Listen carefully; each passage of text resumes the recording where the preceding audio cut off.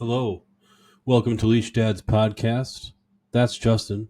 That's Jared with the seductive voice. We are two leashed dads that get together to discuss our everyday lives while chained to our parental responsibilities. That's why we're leashed. And tonight, we all got the notification that it is time to get ready to go back to school. Whether you're a parent or a college student, whoever you are, it's time to start getting ready. You got a Summer's almost over. notification? Yeah. I got an email from the Appleton Area School District saying, here, for those kids. Now, yeah, this is kind of like saying, get ready to go back to school. But this is the one that's actually kind of irritating. It's an email reading that kids that are in 7th and 12th grade have to get some sort of men ACWY shot or vaccine. What? Yeah.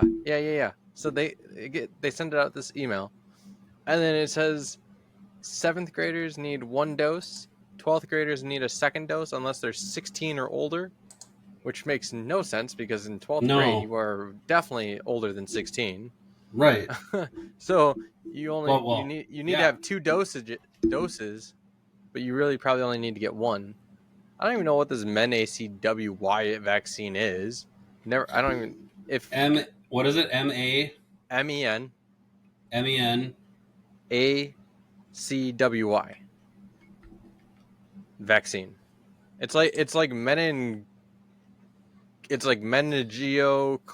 or something like Oh, that. it protects against 4 types of bacteria that can cause meningitis, including Men C, A, W, and Y. It's just types of Yeah. meningitis that you can get. Yeah. Okay. But Yeah. here's the other part of the email. 8th through 11th grade are not required. That's crazy. Like, who wrote this email up? If you're What in is your 7th grade, reasoning? if you're in 7th grade or if you're in 12th grade, you need to get your second or your first or second dose. But if you're in 8th through 11th, you're fine. You're like not required. What? That's bizarre, is what that That doesn't is. make sense. I'm sorry. That doesn't make sense. And not to mention, it's only basically like middle school to high school. Who cares about the elementary students? What? Well, I mean, I am no doctor, and that's obvious, but I think that there are like certain types of sick illnesses that only affect certain ages. So maybe meningitis doesn't have the capability to attack somebody of that age. I don't know. I mean, again, I'm sure please, meningitis I'm no affects doctor. I everybody. may look like one and act like one, but I'm not a doctor. You do not even. No. An infection and inflammation of the membranes that protect the brain and spinal cord. It can be caused by viruses, bacteria, fungi, parasites, and amoeba, and can also have non-infectious causes. Symptoms include fever, severe headache, neck stiffness, nausea, light sensitivity, skin and lip discoloration, blah, blah, blah, blah, blah. Who can it affect? Let's see. Most infections can be transmitted from person to person. Yeah, who's at risk? Although meningitis affects all ages, young children are most at risk. Again, young children. So the fact that they want you to have this more, it's more like an updated like records saying it's kind of Yeah. required, but it's like that just makes no sense. If you're only going to require like that dose to be updated or whatnot and show that you got that update, because let me actually read the email. Let me grab my email here.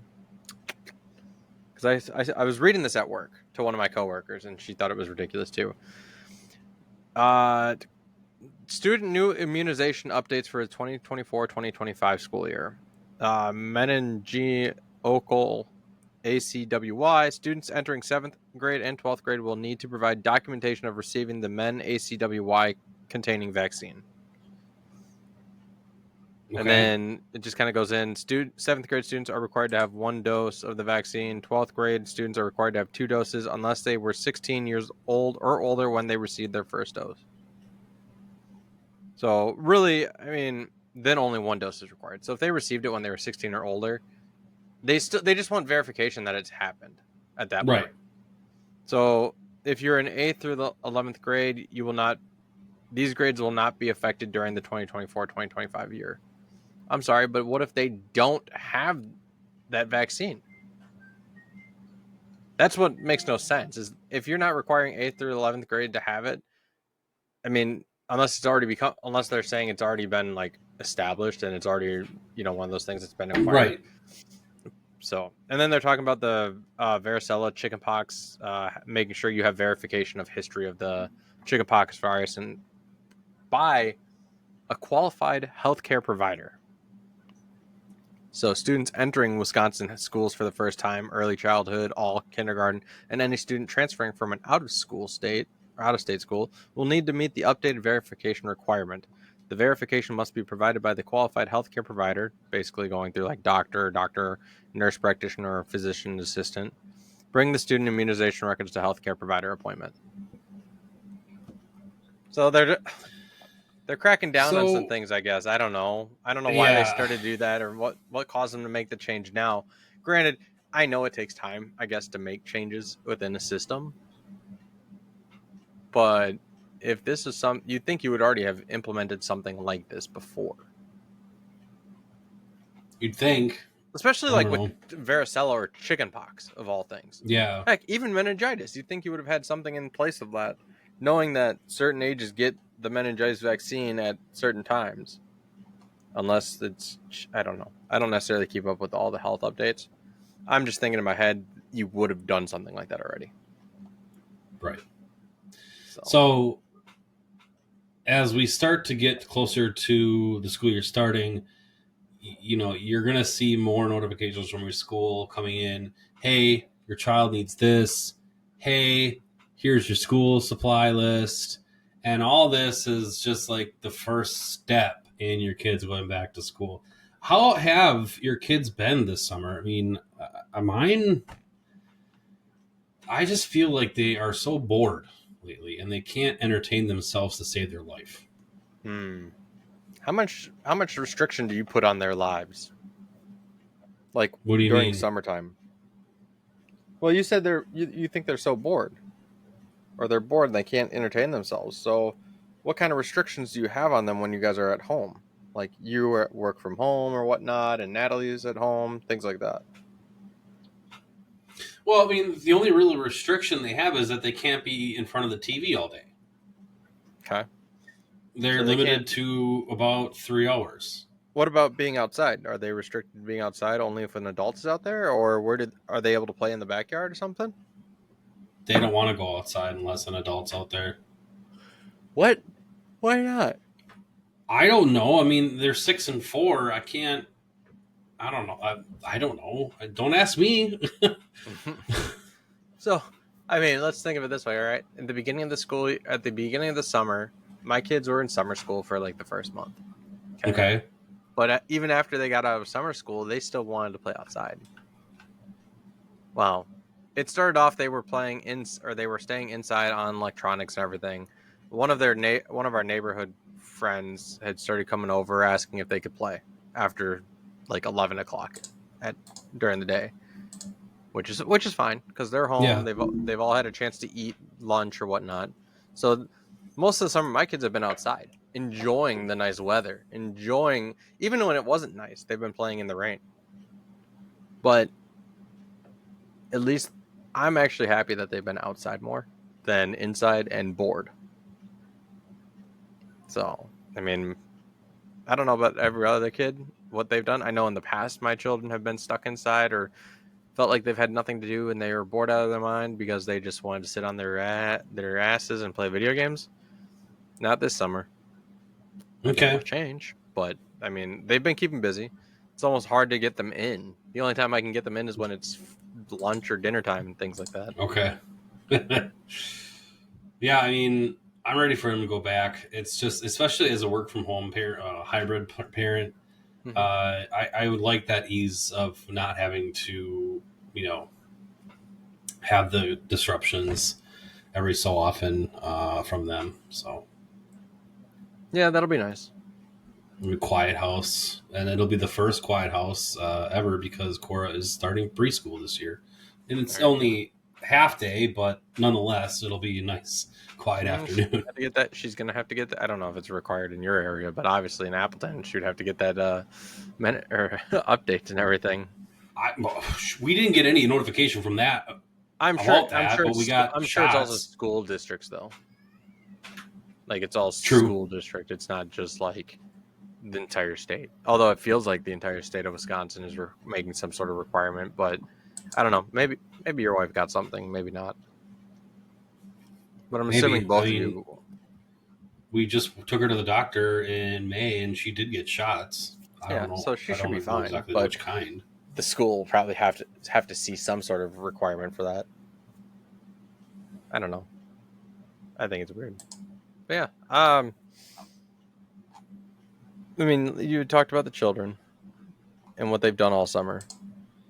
What is it like for you though, knowing that school is coming back?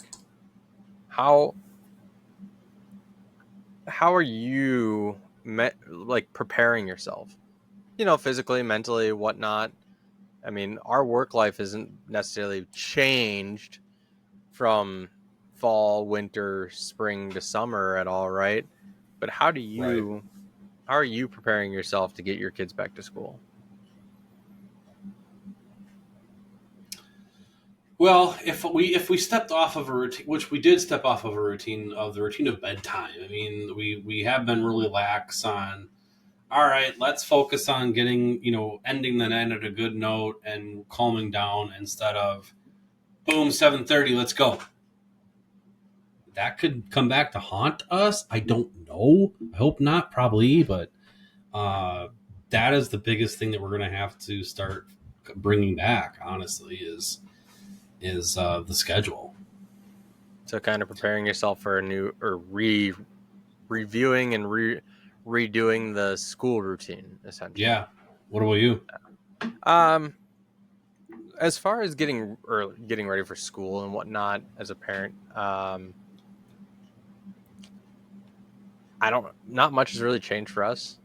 Uh, yes, we have been lax as well in the bed in relations to bedtime.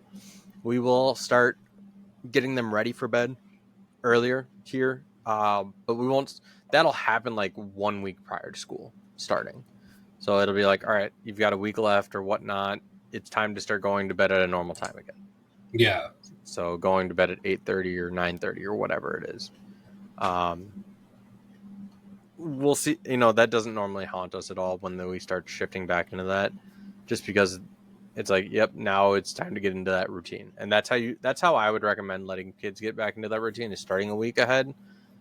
I wouldn't start now because I No. think that's just a tad too early, and you're kind of already ruining the rest of their Yeah. summer vacation at that point.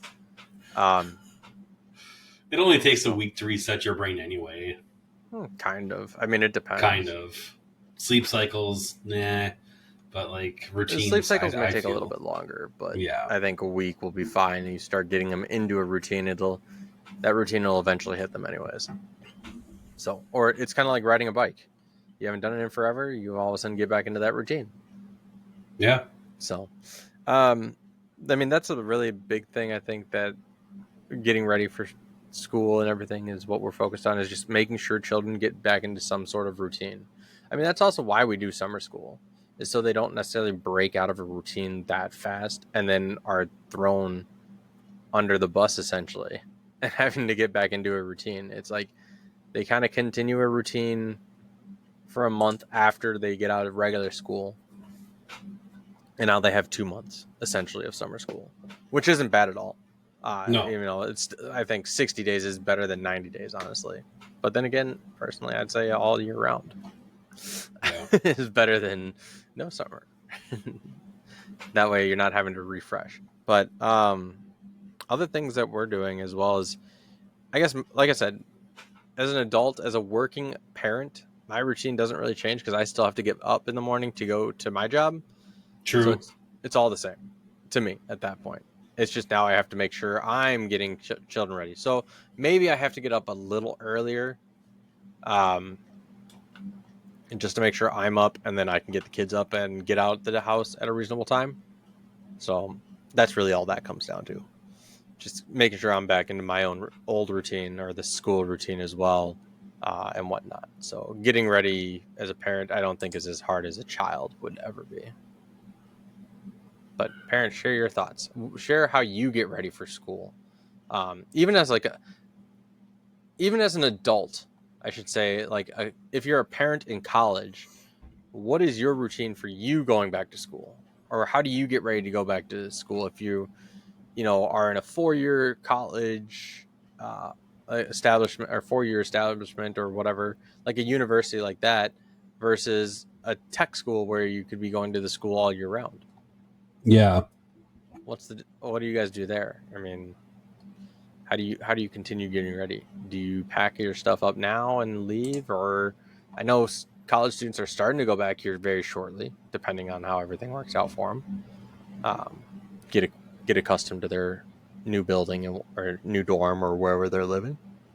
But let us know how you as a parent, how you as an adult get ready for your child or yourself to go back to school uh, for the fall semester. Yeah. And don't forget to like and subscribe. Let us know. And we'll talk to you later. We'll see you all next time. Bye.